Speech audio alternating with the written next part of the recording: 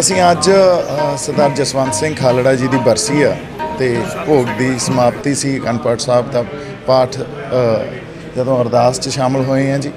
ਸਾਡੀ ਕੌਮ ਦੇ ਮਹਾਨ ਸ਼ਹੀਦ ਆ, ਹਿਊਮਨ ਰਾਈਟ ਐਕਟਿਵਿਸਟ ਸੀ ਤੇ ਬਹੁਤ ਉਹਨਾਂ ਨੇ ਜਿਹੜੇ ਉਸ ਵੇਲੇ ਦੇ 20ਵੀਂ 21ਵੀਂ ਸਦੀ ਦੇ ਜਿਹੜੇ ਪਰਿਵਾਰ ਜਿਨ੍ਹਾਂ ਨੇ ਆਪਦੇ ਬੱਚੇ ਖੋਹੇ ਸੀ ਉਹਨਾਂ ਲਈ ਬਹੁਤ ਕੰਮ ਕੀਤਾ। ਤੇ ਮੇਰੇ ਖਿਆਲ 'ਚ ਇਹ ਇਨਸਾਨੀਅਤ ਦੇ ਨਾਤੇ ਗੁਰੂ ਨਾਨਕ ਸਾਹਿਬ ਦੇ ਫਲਸਫੇ ਤੇ ਸਿੱਖ ਫਲਸਫੇ ਦੇ ਚੱਲਦੇ ਸਾਨੂੰ ਜਿਹੜੀਆਂ ਚੀਜ਼ਾਂ ਸਿਖਾਈਆਂ ਜਾਂਦੀਆਂ। ਸੋ ਕੁਛ ਸਾਡੇ ਕੋਲ ਸ਼ਖਸੀਅਤਾਂ ਇਹੋ ਜਿਹੀਆਂ ਹੋ ਜਾਂਦੀਆਂ ਜਿਹੜੇ ਸਾਡੇ ਨਾਇਕ ਮਹਾਨਾਇਕ ਬਣ ਜਾਂਦੇ ਆ, ਜਿਨ੍ਹਾਂ ਤੋਂ ਸਾਨੂੰ ਪ੍ਰੇਰਨਾ ਤੇ ਸੇਧ ਮਿਲਦੀ ਆ। ਤੇ ਸਰਦਾਰ ਜਸਵੰਤ ਸਿੰਘ ਖਾਲੜਾ ਜੀ ਵੀ ਉਹਨਾਂ 'ਚੋਂ ਇੱਕ ਸੀ। ਤੇ ਇਸ ਕਰਕੇ ਸਾਡਾ ਫਰਜ਼ ਬਣਦਾ ਵੀ ਉਹਨਾਂ ਦੀ ਲੜਾਈ ਨੂੰ, ਉਹਨਾਂ ਦੇ ਜਜ਼ਬੇ ਨੂੰ ਅਸੀਂ ਅੱਗੇ ਲੈ ਕੇ ਚੱਲੀਏ। ਉਸੇ ਤਰ੍ਹਾਂ ਬੇਇਨਸਾਫੀ ਦੇ ਖਿਲਾਫ, ਉਸੇ ਤਰ੍ਹਾਂ ਜ਼ੁਲਮ ਦੇ ਖਿਲਾਫ, ਜਬਰ ਦੇ ਖਿਲਾਫ ਆਪਦੀ ਆਵਾਜ਼ ਬੁਲੰਦ ਰੱਖੀਏ, ਲੜਾਈ ਜਾਰੀ ਰੱਖੀਏ। ਕਿਉਂਕਿ ਜੇ ਅਸੀਂ ਨਹੀਂ ਲੜਾਂਗੇ, ਇੱਕ ਜਾਗਰੂਕ ਇਨਸਾਨ ਦੇ ਤੌਰ 'ਤੇ ਅਸੀਂ ਨਹੀਂ ਵਿਚਰਾਂਗੇ, ਮੈਨੂੰ ਲੱਗਦਾ ਸਾਨੂੰ ਇਨਸਾਨ ਹੋਣ ਦਾ ਫਰਜ਼ ਜਿਹੜਾ ਉਹ ਅਸੀਂ ਪੂਰਾ ਨਹੀਂ ਕਰ ਪਾਵਾਂਗੇ। ਸੋ ਬੜਾ ਥੋੜ੍ਹਾ ਜਿਹਾ ਫਰਕ ਹੁੰਦਾ ਆਪਦੀ ਇੱਕ ਕੋਈ ਜ਼ਿੰਮੇਵਾਰੀ ਸਮਝਣ ਦਾ ਜਾਂ ਨਾ ਸਮਝਣ ਦਾ। ਸੋ ਮੇਰੇ ਖਿਆਲ 'ਚ ਸਾਨੂੰ ਆਪਦੀ ਜ਼ਿੰਮੇਵਾਰੀ ਸਾਡੀ ਧਰਤੀ ਪ੍ਰਤੀ, ਸਾਡੇ ਲੋਕਾਂ ਪ੍ਰਤੀ, ਸਾਡੀ ਕੌਮ ਪ੍ਰਤੀ ਸਮਝਣੀ ਚਾਹੀਦੀ ਹੈ ਤੇ ਉਹਦੇ ਲਈ ਸਾਨੂੰ ਲੜਾਈ ਜਾਰੀ ਰੱਖਣੀ ਚਾਹੀਦੀ ਹੈ। ਬਾਕੀ ਹਾਕਮ ਬਾਈ ਜਿਹੜੇ ਇਹ ਪ੍ਰੈਕਟਿਸ ਕਰਦੇ ਆ ਜੀ, ਹਾਕਮ ਬਾਈ ਜੀ ਹਾਈ ਕੋਰਟ 'ਚ, ਪੰਜਾਬ ਹਰਿਆਣਾ ਹਾਈ ਕੋਰਟ 'ਚ, ਇਹਨਾਂ ਨੇ ਸਾਨੂੰ ਸਾਰਿਆਂ ਨੂੰ ਇਕੱਠਾ ਕੀਤਾ। ਇਹਨਾਂ ਨੇ ਸਾਨੂੰ ਸਾਰਿਆਂ ਨੂੰ ਸੰਗਠਿਤ ਕਰਕੇ ਕਿਹਾ ਵੀ ਇਹ ਜ਼ਰੂਰੀ ਆ ਆਪਾਂ ਇਹੋ ਜਿਹੇ ਸ਼ਹੀਦਾਂ ਲਈ, ਇਹੋ ਜਿਹੇ ਉਹਨਾਂ ਦੇ ਪਰਿਵਾਰਾਂ ਦੇ ਨਾਲ ਜਾ ਕੇ ਖੜ੍ਹੇ ਹੋਈਏ, ਉਹਨਾਂ ਦੇ ਦੁੱਖ ਸੁੱਖ 'ਚ ਸਾਂਝ ਆਪਦੀ ਦਈਏ। ਤਾਂ ਇਸ ਕਰਕੇ ਹਾਕਮ ਬਾਈ ਨਾਲ ਹੀ ਹੈ ਜੀ ਤੇ ਅਸੀਂ ਇੱਥੇ ਆਏ। ਤੇ ਹਾਂਜੀ, ਇਲੈਕਸ਼ਨ ਵੀ ਲੜੀ ਹੈ ਸਨੀ ਜੀ ਦੇ ਨਾਲ। ਹਾਂਜੀ ਹਾਂਜੀ। ਤੇ ਤੁਸੀਂ ਜੋ ਇਸ ਵੇਲੇ ਜੋ ਰਵੱਈਆ ਹੈ ਸਰਕਾਰਾਂ ਦਾ ਹਾਂਜੀ ਹਾਂਜੀ ਖਾਲੜਾ ਜੀ ਦੇ ਪ੍ਰਤੀ ਅੱਜ ਦੀ ਡੇਟ ਨੂੰ ਲੈ ਕੇ, ਜੋ ਕੈਨੇਡਾ 'ਚ ਉਹਨਾਂ ਵਾਸਤੇ ਕੀਤਾ ਜਾ ਰਿਹਾ, ਜੋ ਇੰਡੀਆ 'ਚ ਹੋ ਰਿਹਾ, ਹਾਂਜੀ, ਕੀ ਸਮਝਦੇ ਹੋ ਕੀ ਡਿਫਰੈਂਸ ਹੈਗਾ ਤੇ ਕਿਉਂ? ਦੇਖੋ, ਇੱਕ ਸੰਖੇਪ 'ਚ ਗੱਲ ਕਹਿਣੀ ਬੜੀ ਔਖੀ ਆ ਕਿਉਂਕਿ ਜਦੋਂ ਅਸੀਂ ਇੰਡੀਅਨ ਸਟੇਟ ਦੀ ਗੱਲ ਕਰਦੇ ਹਾਂ, ਇੰਡੀਅਨ ਸਟੇਟ ਦੀਆਂ ਜੜ੍ਹਾਂ ਜਿਹੜੀਆਂ ਉਹ ਜਿੱਥੇ ਪਈਆਂ ਤੁਹਾਨੂੰ ਉਹ ਸਮਝਣ ਦੀ ਜ਼ਰੂਰਤ ਹੈ ਇਹਦੇ ਲਈ। ਇਸ ਕਰਕੇ ਕੋਈ ਵੀ ਵਿਚਾਰਧਾਰਾ ਉਹਦੇ ਉਲਟ ਜੇ ਪੈਦਾ ਹੋਊਗੀ, ਕਿਉਂਕਿ ਇਹਨਾਂ ਦੀ ਇੱਕ ਭਾਰਤੀ ਕੌਮ ਸਿਰਜਣ ਦੀ ਜਿਹੜੀ ਜ਼ਿੱਦ ਆ, ਉਸ ਵਿਚਾਰਧਾਰਾ ਦੇ ਅਗੇਂਸਟ ਅਸੀਂ ਘੱਟ ਗਿਣਤੀ ਵਰਗ, ਤੁਸੀਂ ਕਹਿ ਲਓ ਪੰਜਾਬ 'ਚ ਪੰਜਾਬੀ ਜਾਂ ਤਾਮਿਲਨਾਡੂ 'ਚ ਤਾਮਿਲਨਾਡੂ ਵਾਲੇ, ਕਰਨਾਟਕ ਵਾਲੇ, ਉਵੇਂ ਕੇਰਲ ਵਾਲੇ, ਸਾਊਥ ਵਾਲੇ ਵੀ ਉਹ ਆਪਦੀ ਹੋਂਦ ਲਈ ਲੜ ਰਹੇ ਆ, ਕਸ਼ਮੀਰੀ ਆਪਦੀ ਹੋਂਦ ਲਈ ਲੜ ਰਹੇ ਆ। ਹੁਣ ਜੇ ਅਸੀਂ ਆਪਦੀ ਹੋਂਦ ਲਈ ਲੜਦੇ ਹਾਂ, ਇਹਨਾਂ ਨੂੰ ਉਹ ਗੱਲ ਚੁੱਭਦੀ ਆ ਕਿਉਂਕਿ ਇਹ ਵਖਰੇਵੇਂ ਖਤਮ ਕਰਨਾ ਚਾਹੁੰਦੇ ਆ। ਇਹ ਚਾਹੁੰਦੇ ਆ ਵੀ ਜਿਹੜੀ ਇੱਕਸਾਰਤਾ ਲੈ ਆਈਏ, ਇੱਕ ਕੌਮ ਸਿਰਜਦੀ ਐ, ਐਂ ਕਦੇ ਨਹੀਂ ਹੁੰਦਾ। ਜਿਹੜੀ ਬਾਇਓਡਾਇਵਰਸਿਟੀ ਆ, ਜੇ ਉਹ ਬਹੁਤ ਜ਼ਿਆਦਾ ਇੰਪੋਰਟੈਂਟ ਆ, ਉਵੇਂ ਹੀ ਹਿਊਮਨ ਡਾਇਵਰਸਿਟੀ, ਕਲਚਰ ਡਾਇਵਰਸਿਟੀ ਵੀ ਬਹੁਤ ਜ਼ਿਆਦਾ ਇੰਪੋਰਟੈਂਟ ਆ। ਸੋ ਇੱਕਸਾਰਤਾ ਲਿਆਉਣ ਦੀ ਜਿਹੜੀ ਸਰਕਾਰਾਂ ਜਿੱਦ ਫੜ ਕੇ ਬੈਠੀਆਂ, ਬੀਜੇਪੀ, ਕਾਂਗਰਸ ਤਾਂ ਇੱਕ ਸਿਰਫ ਫਰੰਟ ਆ। ਅਸੀਂ ਉਹਨਾਂ ਦੀ ਵਿਚਾਰਧਾਰਾ ਦੇਖਾਂਗੇ ਤਾਂ ਤੁਹਾਨੂੰ ਕਿਤੇ ਨਾ ਕਿਤੇ ਉਹਦੇ 'ਚ ਸਮਾਨਤਾ ਦਿਖੂਗੀ। ਪੋਲੀਟੀਕਲ ਡਿਫਰੈਂਸਿਸ ਇਹਨਾਂ ਦੇ ਜ਼ਰੂਰ ਹੋਣਗੇ।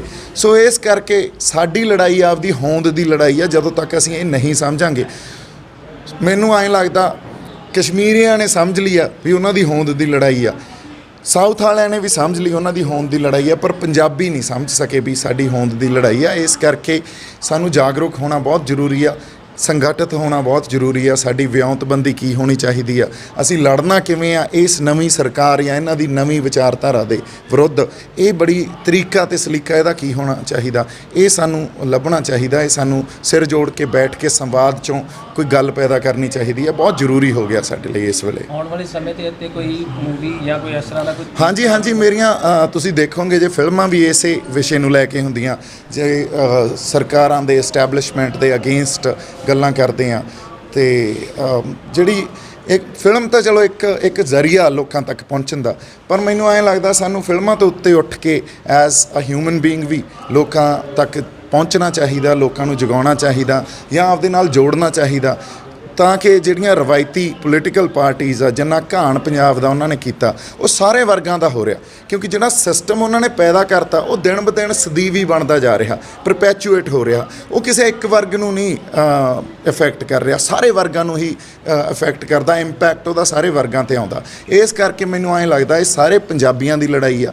ਜਿਹੜਾ ਕੋਈ ਵਿਅਕਤੀ, ਜਿਹੜਾ ਕੋਈ ਵਰਗ ਇਸ ਧਰਤੀ 'ਤੇ ਵੱਸਦਾ, ਉਹਦੀ ਲੜਾਈ ਆ, ਸਾਡੀ ਹੋਂਦ ਦੀ ਲੜਾਈ ਆ, ਸਾਡੀ ਮਾਂ ਬੋਲੀ, ਸਾਡਾ ਵਾਤਾਵਰਨ, ਇਕਨੋਮਿਕ ਸਿਚੁਏਸ਼ਨਸ, ਸਾਡੀਆਂ ਪੋਲੀਟੀਕਲ ਸਿਚੁਏਸ਼ਨ, ਸੋਸ਼ਲ ਸਿਚੁਏਸ਼ਨ ਆ ਜਿਹੜੀ ਇਸ ਵੇਲੇ, ਇਹ ਸਾਰਾ ਇੰਟਰ ਰਿਲੇਟਡ ਆ। ਇਹਨਾਂ ਨੂੰ ਜੇ ਅਸੀਂ ਨਿਖੇੜ ਕੇ ਦੇਖਾਂਗੇ ਸਾਡਾ ਫੌਂ ਨਹੀਂ ਪੈਣਾ, ਸਾਨੂੰ ਇਕੱਠਾ ਕਰਕੇ ਇਹਨਾਂ ਨੂੰ ਦੇਖਣਾ ਪਊਗਾ ਤੇ ਉਸ ਤੋਂ ਬਾਅਦ ਕੋਈ ਹੱਲ ਲੱਭਣਾ ਪੈਣਾ ਜੀ। ਮੇਰਾ ਨਾਮ ਨਰੈਣ ਸਿੰਘ ਚੌੜਾ ਤੇ ਅੱਜ ਸ਼ਹੀਦ ਭਾਈ ਜਸਵੰਤ ਸਿੰਘ ਖਾਲੜਾ ਦੀ 5ਵੀਂ ਸ਼ਹੀਦੀ ਬਰਸੀ ਸੀ ਤੇ ਉਹ ਮਨੁੱਖੀ ਹੱਕਾਂ ਦੇ ਅਲੰਬਰਦਾਰ ਹੀ ਨਹੀਂ, ਮਨੁੱਖੀ ਹੱਕਾਂ ਦੇ ਅਲੰਬਰਦਾਰ ਹੋਣ ਦੇ ਨਾਤੇ ਜਿਹੜੇ ਅਲੰਬਰਦਾਰ ਦੀ ਪਹਿਲੀ ਸ਼ਹਾਦਤ ਹੈ ਉਹਨਾਂ ਦੀ ਸ਼ਹਾਦਤ ਸੀ ਤੇ ਇਸ ਕਰਕੇ ਉਹਨਾਂ ਦੀ ਸ਼ਹਾਦਤ ਨੂੰ ਸਿਰਫ ਸਿੱਖ ਕੌਮ ਦਾ ਹੀ ਸਿਰ ਨਹੀਂ ਝੁਕਦਾ, ਪੂਰੀ ਇਨਸਾਨੀਅਤ ਜਿਹੜੀ ਮਨੁੱਖੀ ਹੱਕਾਂ ਦਾ ਦਰਦ ਰੱਖਦੀ ਆ, ਉਹ ਸਾਰੀ ਇਨਸਾਨੀਅਤ ਹੀ ਉਹਨਾਂ ਦੀ ਸ਼ਹਾਦਤ ਨੂੰ ਸਜਦਾ ਕਰਦੀ ਹੈ। ਅੱਜ ਕੈਨੇਡਾ ਦੇ ਵਿੱਚ ਉਹਨਾਂ ਦਾ ਵੀਕ ਮਨਾਇਆ ਜਾ ਰਿਹਾ ਤੇ ਇੰਡੀਆ ਦੇ ਵਿੱਚ ਖਾਸ ਕਰ ਪੰਜਾਬ ਵਿੱਚ ਖਾਸ ਕਰ ਉਹ ਪਾਰਟੀ ਜਿਹੜੇ ਤੋਂ ਰਹੇ ਨੇ ਅਕਾਲੀ ਦਲ 'ਚ, ਉਹਨਾਂ ਦਾ ਕੁਝ ਵੀ ਕੋਈ ਪਤਾ ਵੀ ਨਹੀਂ ਜਾਂ ਕਿਸੇ ਨੇ ਨਾਮ ਵੀ ਨਹੀਂ ਲਿਆ। ਜਥੇਦਾਰ ਸਾਹਿਬ ਦਾ ਅੱਜ ਮੈਸੇਜ ਜ਼ਰੂਰ ਆਇਆ ਲੇਕਿਨ ਅਕਾਲੀ ਦਲ ਦਾ ਕੋਈ ਮੈਸੇਜ ਨਹੀਂ। ਤੁਸੀਂ ਕੀ ਕਹਿਣਾ? ਵੇਖੋ, ਉਹ ਜਿਹੜੀ ਪਾਰਟੀ ਆ ਉਹ ਇੱਕ ਪਰਿਵਾਰ ਦੀ ਪਾਰਟੀ ਬਣ ਚੁੱਕੀ ਆ। ਉਹ ਪਾਰਟੀ ਨੇ ਤੇ ਉਦੋਂ ਵੀ ਆਪਣਾ ਬਣਦਾ ਰੋਲ ਅਦਾ ਨਹੀਂ ਕੀਤਾ। ਭਾਈ ਜਸਵੰਤ ਸਿੰਘ ਖਾਲੜਾ ਨੂੰ ਜਦੋਂ ਘਰੋਂ ਇਲੀਗਲ ਤਰੀਕੇ ਦੇ ਨਾਲ ਚੁੱਕ ਕੇ ਤੇ ਗੈਰ ਕਾਨੂੰਨੀ ਹਿਰਾਸਤ ਵਿੱਚ ਰੱਖ ਕੇ ਤਸੀਹੇ ਦਿੱਤੇ ਜਾ ਰਹੇ ਸੀ, ਉਹਨਾਂ ਤੇ ਉਦੋਂ ਵੀ ਨਹੀਂ ਕੋਈ ਆਵਾਜ਼ ਉਠਾਈ। ਉਹਨਾਂ ਤੋਂ ਆਪਾਂ ਉਮੀਦ ਨਹੀਂ ਰੱਖ ਸਕਦੇ ਕਿਉਂਕਿ ਉਹ ਨੈਸ਼ਨਲ ਸੋਚ ਦੇ ਜਿਹੜੀ ਪ੍ਰੋ ਸਟੇਟ ਪ੍ਰੋ ਹਿੰਦੁਸਤਾਨ ਦੀ ਸੋਚ ਆ ਉਹਨੂੰ ਸਮਰਪਿਤ ਹੋ ਚੁੱਕੇ ਨੇ। ਉਹਨਾਂ ਨੂੰ ਪੰਜਾਬ ਦੇ ਹਿੱਤਾਂ ਦੀ, ਪੰਜਾਬ ਦੇ ਹੱਕਾਂ ਦੀ, ਸਿੱਖ ਕੌਮ ਦੀ ਉਹਨਾਂ ਨੂੰ ਕੋਈ ਵੀ ਉਹਨਾਂ ਨੂੰ ਦਰਦ ਨਹੀਂ ਆ ਤੇ ਨਾ ਸਿੱਖ ਕੌਮ ਤੇ ਪੰਜਾਬ ਤੇ ਇੱਥੇ ਹੋਏ ਜ਼ੁਲਮ ਦੇ ਵਿਰੁੱਧ ਲੜਨ ਵਾਲੇ ਜਿਹੜੇ ਸ਼ਹੀਦ ਹੋਏ ਆ, ਮਨੁੱਖੀ ਹੱਕਾਂ ਦੀ ਆਵਾਜ਼ ਬੁਲੰਦ ਕਰਦਿਆਂ, ਉਹਨਾਂ ਨਾਲ ਉਹਨਾਂ ਦਾ ਕੋਈ ਸੰਬੰਧ ਨਹੀਂ ਆ। ਉਹ ਤੇ ਜ਼ਾਲਮ ਧਿਰ ਦੇ ਵਿੱਚ ਜ਼ਾਲਮ ਬਣ ਚੁੱਕੇ ਨੇ ਸ਼ਾਮਲ ਹੋ ਕੇ। ਇਸ ਕਰਕੇ ਜ਼ਾਲਮਾਂ ਨੇ ਕਦੀ ਵੀ ਜ਼ੁਲਮ ਵਿਰੁੱਧ ਆਵਾਜ਼ ਉਠਾਉਣ ਵਾਲੇ ਦੇ ਹੱਕ ਵਿੱਚ ਆਵਾਜ਼ ਬੁਲੰਦ ਨਹੀਂ ਕੀਤੀ ਤੇ ਉਹਨਾਂ ਤੋਂ ਸਾਨੂੰ ਕੋਈ ਵੀ ਉਮੀਦ ਨਹੀਂ ਰੱਖਣੀ ਚਾਹੀਦੀ। ਚੰਗਾ ਕੀਤਾ ਉਹ ਨਹੀਂ ਇੱਥੇ ਆਏ ਕਿਉਂਕਿ ਉਹਨਾਂ ਤੋਂ ਇਹੋ ਹੀ ਉਮੀਦ ਸੀ। ਸਿਮਰਨਜੀਤ ਕੌਰ ਗਿੱਲ ਮੇਰਾ ਨਾਮ ਆ ਜੀ। ਮੈਂ ਪੇਸ਼ੇ ਵਜੋਂ ਵਕੀਲ ਆ। ਖਾਲੜਾ ਸਾਹਿਬ ਜੀ ਦੀ ਬਰਸੀ ਦੇ ਉੱਤੇ ਇੱਥੇ ਆਏ ਆ। ਮੇਰੇ ਫਾਦਰ ਸਾਹਿਬ ਖੁਦ ਕੌਮ ਦੇ ਸ਼ਹੀਦ ਹੋਏ ਨੇ। ਸਰਦਾਰ ਹਾਕਮ ਸਿੰਘ ਫੌਜੀ ਉਰਫ ਬਗੇਲ ਸਿੰਘ ਬੱਬਰ ਦੇ ਨਾਮ ਨਾਲ ਜਾਣੇ ਜਾਂਦੇ ਸੀਗੇ। 6 ਜਨਵਰੀ 1993 ਨੂੰ ਉਹਨਾਂ ਨੇ ਸ਼ਹਾਦਤ ਪ੍ਰਾਪਤ ਕੀਤੀ ਸੀਗੀ। ਸੋ ਉਹਨਾਂ ਦੇ ਕਾਈਂਡ ਆਫ ਨਕਸ਼ੇ ਕਦਮ ਜਿਹੜੇ ਹਿਊਮਨ ਰਾਈਟਸ ਨੂੰ ਲੈ ਕੇ ਜਿੱਥੇ ਜਿੱਥੇ ਵੀ ਜ਼ੁਲਮ ਹੁੰਦਾ ਆ ਤਾਂ ਉਹਦੇ ਖਿਲਾਫ ਜਿਹੜੇ ਲੋਕ ਵੀ ਕਿਤੇ ਵੀ ਕਿਸੇ ਵੀ ਤਰ੍ਹਾਂ ਆਵਾਜ਼ ਚੱਕਦੇ ਆਏ ਨੇ ਤੇ ਜਿਨ੍ਹਾਂ ਦੇ ਵਿੱਚੋਂ ਮੈਂ ਖੁਦ ਮੰਨਦੀ ਹਾਂ ਕਿ 21ਵੀਂ ਸਦੀ ਦੇ ਜਿਹੜੇ ਆਪਣੇ ਸਭ ਤੋਂ ਵੱਡੇ ਐਕਟਿਵਿਸਟ ਆਪਾਂ ਹਿਊਮਨ ਰਾਈਟ ਐਕਟਿਵਿਸਟ ਕਹਿ ਸਕਦੇ ਹਾਂ ਉਹ ਖਾਲੜਾ ਸਾਹਿਬ ਨੇ। 25000 ਤੁਸੀਂ ਦੇਖੋ 25 ਜਾਣਿਆਂ ਦਾ ਅੰਕੜਾ ਇਕੱਠਾ ਕਰਨਾ ਔਖਾ ਹੋ ਜਾਂਦਾ ਆ। ਨਾਲੇ ਅੱਜ ਕੱਲ੍ਹ ਤਾਂ ਸਾਡੇ ਕੋਲ RTI ਆ, ਠੀਕ ਹੈ, RTI ਆ, ਜਿਹੜੇ ਸਾਡਾ ਸੋਸ਼ਲ ਮੀਡੀਆ ਲੈ ਕੇ ਇਲੈਕਟ੍ਰੋਨਿਕ ਮੀਡੀਆ ਲੈ ਕੇ ਹਰ ਚੀਜ਼ ਬਹੁਤ ਜਿਹੜੀ ਹੈਗੀ ਆ ਮਤਲਬ ਬੈਨੀਫਿਸ਼ਰੀ ਹੈਗੀ ਆ।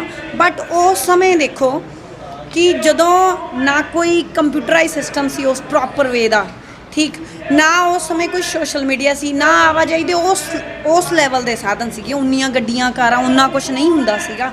ਤਾਂ ਉਸ ਸਮੇਂ ਦੇ ਵਿੱਚ 25000 ਨੌਜਵਾਨਾਂ ਦਾ ਸਿਰਫ ਉਹਨਾਂ ਦੇ ਉਹ ਜਿਹੜਾ ਬਾਲਣ ਲਿਆ ਗਿਆ, ਜਿਹੜਾ ਸਰਕਾਰ ਨੇ ਬਾਲਣ ਖਰੀਦਿਆ ਤੇ ਉਸ ਦੇ ਥਰੂ ਮਤਲਬ ਉਹਨਾਂ ਦੀ ਲਿਸਟ ਤਿਆਰ ਕਰਨਾ ਵੀ ਕਿੰਨੇ ਨੌਜਵਾਨਾਂ ਨੂੰ ਨਜਾਇਜ਼ ਜਿਹੜਾ ਹੈਗਾ ਪੁਲਿਸ ਨੇ ਚੱਕ ਕੇ ਮਾਰ ਦਿੱਤਾ ਗਿਆ, ਠੀਕ ਹੈ, ਜਿਨ੍ਹਾਂ ਦੇ ਝੂਠੇ ਮੁਕਾਬਲੇ ਬਣਾ ਕੇ ਲਾਸ਼ਾਂ ਸਾੜ ਦਿੱਤੀਆਂ ਗਈਆਂ। ਸਾੜ ਦਿੱਤੀਆਂ ਲਾਸ਼ਾਂ ਦੇ ਅੰਕੜੇ ਨੇ, ਜਿਹੜੀਆਂ ਨਹਿਰਾਂ 'ਚ ਸੁੱਟ ਦਿੱਤੀਆਂ ਉਹ ਤਾਂ ਪਤਾ ਹੀ ਨਹੀਂ ਕਿੰਨੀਆਂ ਹੋਣੀਆਂ ਨੇ।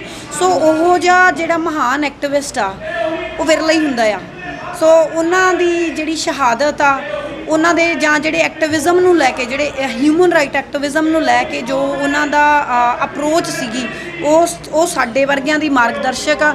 ਸੋ ਉਹਨਾਂ ਨੂੰ ਸ਼ਰਧਾਂਜਲੀ ਦੇਣ ਤੇ ਉਹਨਾਂ ਤੋਂ ਹੋਰ ਕੁਝ ਇੱਥੇ ਨਵਾਂ ਸਿੱਖ ਸਕਦੇ ਹਾਂ, ਉਸ ਲਈ ਇੱਥੇ ਪਹੁੰਚੇ। ਹੁਣ ਅੱਗੇ ਫਿਊਚਰ 'ਚ ਕੀ ਇਹਦੇ ਵਾਸਤੇ ਤੁਸੀਂ ਕੀ ਪਲੈਨਿੰਗ ਜਾਂ ਕੀ ਆਪਾਂ ਫਿਊਚਰ ਦੇ ਵਿੱਚ ਦੇਖੋ ਸਰ, ਜਿਹੜੀ ਮੇਰੀ ਆਪਣੀ ਪਰਸਨਲ ਉਹ ਤਾਂ ਮੈਂ ਬਚਪਨ ਬਚਾਓ ਮੁਹਿੰਮ ਚਲਾਉਣੀ ਆ ਚਾਈਲਡ ਸੈਕਸ ਅਬਿਊਜ਼ ਦੇ ਅਗੇਂਸਟ, ਚਾਹੇ ਉਹ ਚਾਈਲਡ ਕੁੜੀ ਹੋਵੇ ਚਾਹੇ ਮੁੰਡਾ ਹੋਵੇ ਜਾਂ ਕਿਸੇ ਵੀ ਜੈਂਡਰ ਦਾ, ਜਿੱਥੇ ਵੀ ਬੱਚਿਆਂ ਦੇ ਨਾਲ ਕਿਸੇ ਵੀ ਪ੍ਰਕਾਰ ਦਾ ਸ਼ੋਸ਼ਣ ਹੁੰਦਾ ਉਹ ਮੇਰੀ ਬਚਪਨ ਬਚਾਓ ਮੁਹਿੰਮ ਉਹ ਤਾਂ ਮੇਰੀ ਚੱਲਦੀ ਰਹੂਗੀ, ਉਹ ਚੱਲਦੀ ਵੀ ਆ।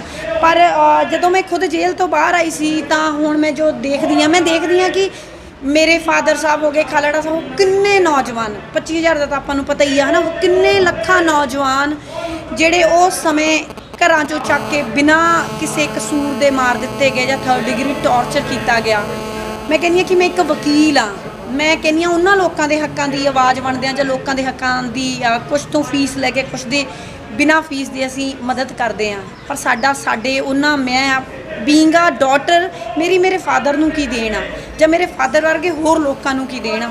ਸੋ ਮੈਂ ਡਿਸਾਈਡ ਕੀਤਾ ਆ ਕਿ ਮੇਰੇ ਫਾਦਰ ਵੀ ਕੋਈ ਜੰਮਦੇ ਤਾਂ ਖਾੜਕੂ ਬਣ ਨਹੀਂ ਗਏ ਸੀ, ਉਹਨਾਂ ਨੂੰ ਵੀ ਹਾਲਾਤਾਂ ਨੇ ਬਣਾਇਆ ਸੀ। ਜਦੋਂ ਉਹਨਾਂ ਨੂੰ ਪਹਿਲੀ ਵਾਰ ਚੱਕ ਕੇ ਲੈ ਗਏ ਸੀਗੇ 86 ਦੇ ਵਿੱਚ ਹੀ ਚੱਕ ਕੇ ਲੈ ਗਏ, ਫਿਰ 89 ਤੋਂ ਤਾਂ ਮਤਲਬ ਹੱਦ ਹੋ ਗਈ ਸੀਗੀ। ਤੇ ਜਦੋਂ ਉਹਨਾਂ ਦੇ ਉੱਤੇ 500 ਝੂਠੀਆਂ ਵਾਰਦਾਤਾਂ ਪਾ ਦਿੱਤੀਆਂ ਗਈਆਂ, ਤੁਹਾਨੂੰ 3rd ਡਿਗਰੀ ਟੌਰਚਰ ਕਰਨਗੇ, ਤੁਹਾਡੇ ਕਰੰਟ ਲਾਇਆ ਜਾਊਗਾ, ਪੁੱਠੇ ਲਟਕਾ ਕੇ ਪਟੇ ਲਾਏ ਜਾਣਗੇ, ਘੋਟਾ ਫੇਰਿਆ ਜਾਊਗਾ, ਤੇ ਫਿਰ ਤੁਹਾਡੇ ਜਿਹੜੇ ਉਹਨਾਂ ਦੇ ਪ੍ਰਾਈਵੇਟ ਪਾਰਟਸ ਹੁੰਦੇ ਸੀ ਉਹਨਾਂ 'ਚ ਡੰਡਾ ਦਿੱਤਾ ਜਾਊਗਾ, ਤਾਂ ਫਿਰ ਕਿਹੜਾ ਬੰਦਾ ਜਿਹੜਾ ਹਥਿਆਰ ਨਹੀਂ ਚੱਕੂਗਾ? ਤੇ ਸਾਡੇ ਨਾਲ ਹੋਊਗਾ, ਅਸੀਂ ਵੀ ਹਥਿਆਰ ਚੱਕਾਂਗੇ।